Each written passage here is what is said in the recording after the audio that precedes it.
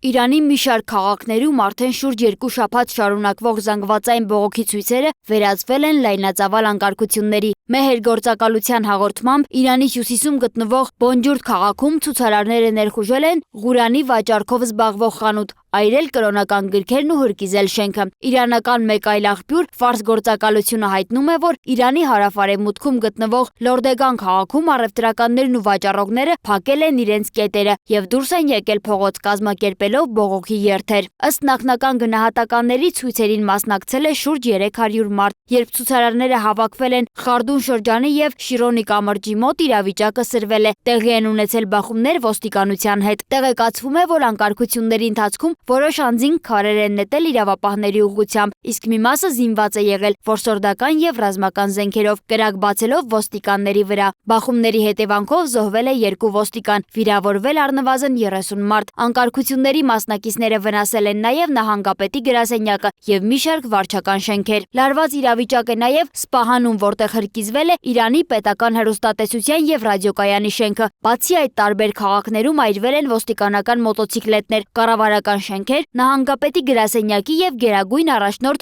Այաթոլլա Ալի Խամենեի պատկերները։ Ցուցարարները փողոցներում վանկարկում են հակակառավարական կարգախոսներ, այդ թվում մահ բռնապետին, նաեւ հրապարակավ աջակցություն են հայտնում նախկին շահի որդուն Ռեզա Փահլավիին։ Որոշ քաղաքներում ցուցարարները թափահարում են շահական շրջանի Իրանի դրոշները։ Բողոքի ալիքը սկսվել է ազգային արժույթի ռեալի կտրուկ արժեզրկման եւ դոլարի փոխարժեքի աճի ֆոնին։ Արժութային ճգնաժամի հետևանքով երկրում ամերիկյան 1 դոլարի փոխարժեքը հասել է 1.4 միլիոն ռեալի։ Տնտեսական ճնշումների խորացման ֆոնին Իրանի կենտրոնական բանկի ղեկավարը հրաժարական է տվել, իսկ նախագահ Մազուդ Փեզեշքյանն այդ պաշտոնում կրկին նշանակել է նախկին ղեկավար Աբդոլնասեր Հեմատիին շուկաները կայունացնելու նպատակով։ Իրավիճակի սրման պայմաններում իշխանությունն ամբողջ երկրում սահմանափակել է համացանցը եւ հեռուստակապը։ NetBlocks կազմակերպությունը հաստատել է Իրանում ինտերնետի անջատման փաստը։ Այս պահին իրանական մի շարք պետական կայքեր անհասանելի են։ ՌԱՆԱ իրավապաշտպան կազմակերպության տվյալներով 12-օրյա բողոքի ցույցերի ընթացքում զոհերի թիվը հասել է առնվազն 42-ի,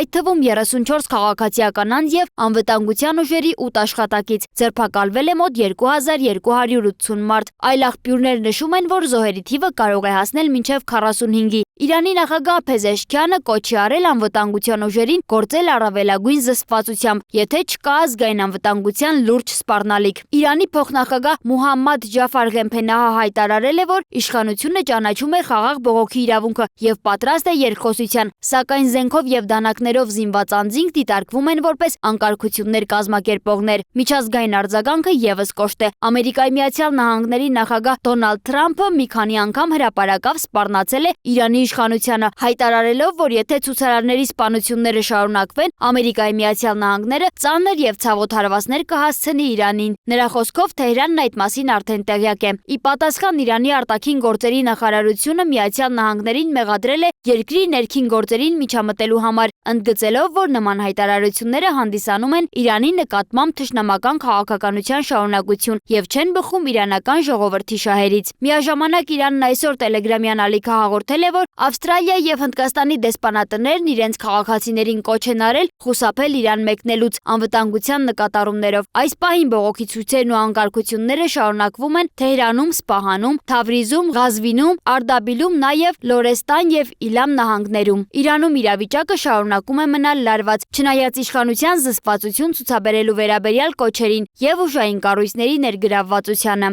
Սոնա Գիշյան, Free News, Ազատ լուրեր։